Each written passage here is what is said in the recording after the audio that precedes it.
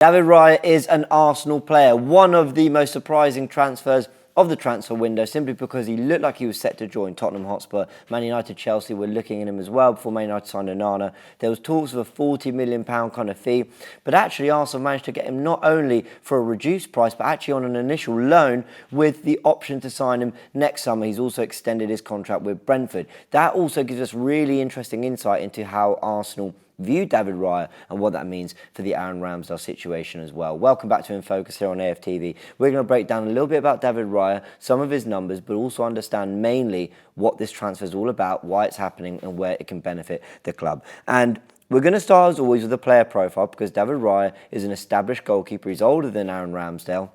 He's been playing in the Premier League with Brentford since he's come up, and he's actually been in English football for a long time. But let's start with, like I said, his profile. He's 27 years old. He stands at 6 foot. He's got 62 Premier League appearances, and he's a right-footed goalkeeper. Now, standing at 6 foot, we've become obsessed in the last years, it seems, since the Lisandro Martinez transfer, with the height of certain players in certain positions. And as we know, Arsenal and Mikel Arteta have been building a team that have height, that have stature, that have presence at 6 foot. I think that's absolutely fine. And quite clearly, when you look at some of the stats we're going to go through a little bit, he's had the presence to dominate both aerially, but with shot stopping as well. Let's have a look at some of his history, though, because I was no expert on David Raya. I mean, he was a good goalkeeper. I kind of always had an eye on Brentford, even before they came into the Premier League. But I didn't realise he's been in English football for a very, very long time. He was at Blackburn Rovers. He had a loan at Stockport, but didn't really play come the start of 2015. He did go there for the 2014-15 season, played a little bit. He then returned to Blackburn, but it wasn't actually till the 17-18 season when he started to become a regular. So he'd been there a long time. He then gets his opportunity, but not until they go into League One, or maybe they were in League One, apologies, but he's been playing there since 17-18. And then in 2019, he signed for Brentford. That's crucial. I'll explain why in a little bit of time. He's had 2 friendlies appearances for Spain as well, and now he is due to be an Arsenal goalkeeper. A lot of pressure, a lot of eyes on you, especially when we are going to be competing so many competitions. So whether he gets his minutes in the Premier League or the Champions League, there's a lot of pressure on Arsenal to bring silverware, and he'll have a big part to play in it, we hope anyway. So why do Arsenal want him? I said earlier that him signing for Brentford in 2019 is crucial. I'll explain why in a little second. He's got a history with Iñaki Caña. In fact, that's what everyone always talks about. Everyone says, well, we got Iñaki Caña, used to be at Brentford. He's obviously going to want David Raya. He's going to know him really, really well. And I think there's probably an element of truth to that. Arsenal have been linked with David Raya before. In fact, a couple of summers ago, when there was talks of Emi Martinez leaving and Bernd Leno and the battle there, we then did see Emi Martinez go. He didn't bring in a goalkeeper at that time. Well, he brought in Runnison, but Leno was very much the number one. It was the summer after that Aaron Ramsdale came in. So this history with Iñaki Caña is interesting, because actually they've only worked together a few months. David Raya came in 2019, the summer of 2019, to Brentford. Iñaki Caña didn't join Brentford until 2018, but actually left in December 2019, a couple months after, to become a coach at Arsenal. December 19 was when Mikel Arteta got his job. Of course, he had his sort of debut as a manager away at Bournemouth in a 1-1 draw, and he was sort of bringing together his staff, and Iñaki Caña was one of them. So yes, Caña did know Raya before, but, I mean, listen, who am I to judge how quickly they built a relationship in those 3-4 months? Maybe Caña played a big part, in fact, in getting Raya to Brentford from Blackburn as well, and that will be sort of a source for the link as well. But I just think it's interesting, because every time everyone talks about this, it's kind of always made out that they kind of worked together for 3-4 years. They didn't. It was a short amount of time, but again, Caña is reportedly a massive fan of David Raya, and certainly will be happy with the move that's taking place. So like I mentioned, all the movements go around. He's been at Brentford ever since, Raya, until this summer where we've picked it up. And he's put in some really, really impressive performances. In fact, Jurgen Klopp described David Raya as a number 10 in goal, because in a 3-3 draw with Liverpool at the Brentford Community Stadium, David Raya just kept finding Ivan Toney with that long-ranging pass, getting Brentford up the pitch and bypassing the Liverpool Jurgen Klopp press. And I think this is one of the key reasons why Mikel Arteta and Arsenal really want him. Let's go through some of these impressive stats as I mentioned. Now, Opta via Sky Sports have said that in the 22-23 season, he ranked first for saves, first for shots outside the box that were saved, second for crosses caught, first for touches, and first for long passes completed as well. Some very, very impressive stats. and also stats that are very important. Can you claim crosses? Yes. Can you make shots? Make shots. Can you save shots? Very important. Yes. And can you complete that long pass and get the team up the pitch quickly? Yes, he can do that according to these stats from last year. And his FB ref stats, which we always touch on here on these In Focus videos, are impressive as well. Some are slightly contradicting, maybe measured slightly differently, but he does rank very high in the Premier League for things like defensive actions outside the penalty area. He ranks 5th for that. That's good. How often do we talk about playing a high line, needing a sweeper keeper to ensure that defence, the centre-backs can press high up the pitch, they can follow the midfield, they can keep things very condensed in the sort of higher area of the pitch and have your goalkeeper up there as well. Kind of, just being able to, any long ball that's played over the top, just able to deal with it. Of course, sometimes you're going to get caught out. We saw it with Onana and a friendly the other day. We saw it with Aaron Ramsdale against Sporting. That's the risk you run sometimes. But he does have the ability to perform defensive actions outside the penalty area, and he ranks 5th for that. In terms of percentages of crosses stopped, he ranks 2nd. We mentioned that with the Opta stats too. His average length of goal kicks have him ranking 2nd, and the average length of his passes ranking 3rd as well. That is, he's going higher and longer with his long passes and his long kicks as well. And his launch pass completion percentage, he ranks 4th in the league as well.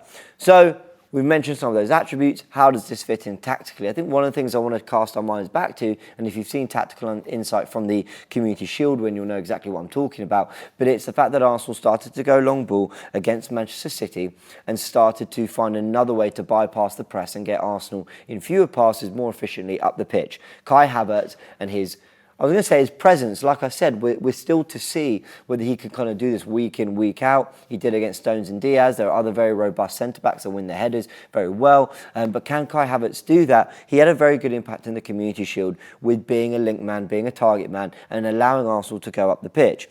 Let me just give you the long ball pass completion percentages against Manchester City for the 4 times we've played them in 2023. And like I mentioned in Tactical Insight, it was a 42% pass completion in the FA Cup 1-0 defeat. In that 3-1 defeat in the Premier League, a 47% pass completion. It was all the way down to 38% in the 4-1 defeat at the Etihad. I think the game where we were definitely the most overwhelmed. We couldn't beat the press. We were really struggling to get through their midfield. But in the first half of the Community Shield, where Havertz, I think, played his best football, we were going long a lot more to him, a 50% pass completion percentage. Now, a big part of that will be Kai Havertz adding a real improvement to that Arsenal team. The fact that he is 6'3", 6'4", whatever he is, and that he's able to sort of win headers, get his body in the way, use a kind of strength, and he's got a bit of pace as well, and his good first touch and his understanding for movement to bring Arsenal up the pitch and to make sure that those long balls, are registered as passes completed.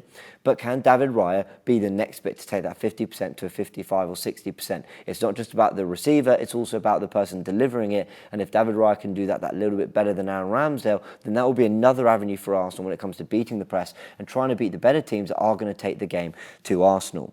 So I mentioned Aaron Ramsdale there very briefly and how that battle is going to be between Raya and Ramsdale. What does one do better than the other?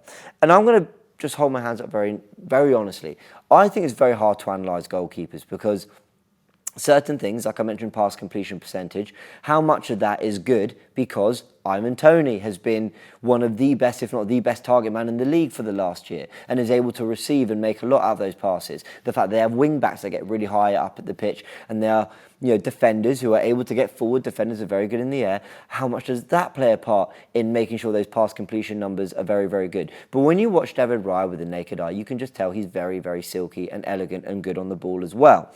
Now, let me just, as I said, compare some of those numbers I said from FB Ref and his Premier League ranking with Aaron Ramsdale, where Raya ranked 5th for defensive actions outside the penalty area. Ramsdale ranked 10th. For crosses stopped and their percentages, he ranks second Raya to Ramsdale's 15th. All these Raya-Ramsdale rankings is making it very difficult for me to say the words. Let's power through. The average length of goal kicks, 2nd for Raya and 5th for Ramsdale, still struggling.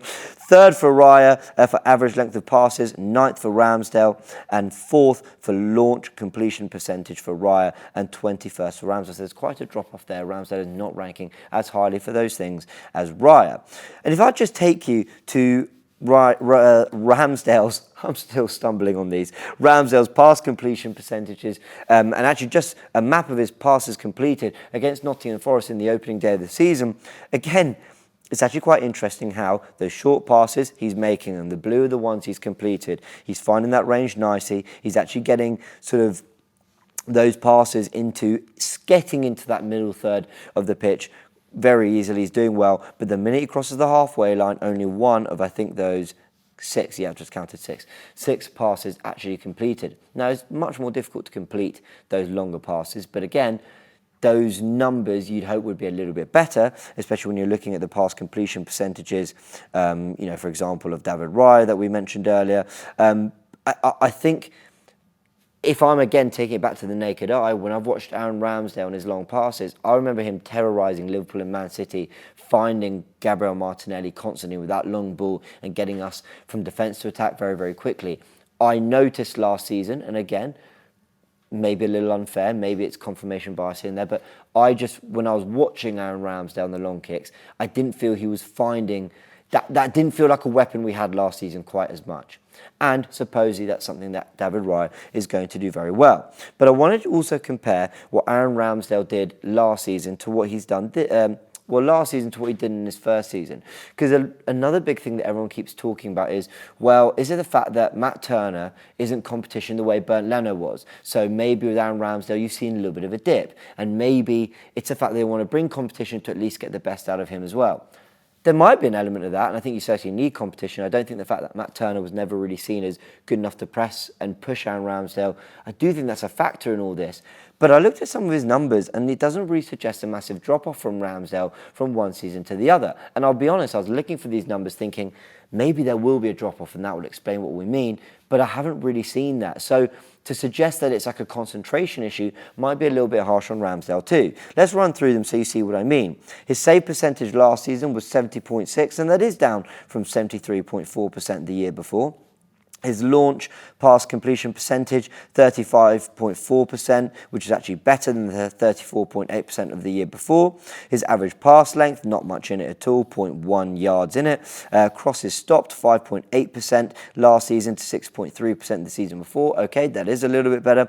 Defensive actions outside the penalty area, 1.13 to 1.76 the year before. Yep, that is an improvement the year before. And average distance of defensive actions is slightly shorter this last season to the season before. So again, okay, some of those metrics are better the year before, but there's not that much in it. I think the other big thing is that he made 2 errors leading to goal in the Premier League last season, according to Premier League stats, compared to 0 the season before that. So, okay, it's hard. I don't know if those numbers are massively different or a massive cause for concern, or suggestion that without a real number 2, Ramsdale wasn't pushing, therefore was making errors. I thought he made more standout saves, Ramsdale, last season.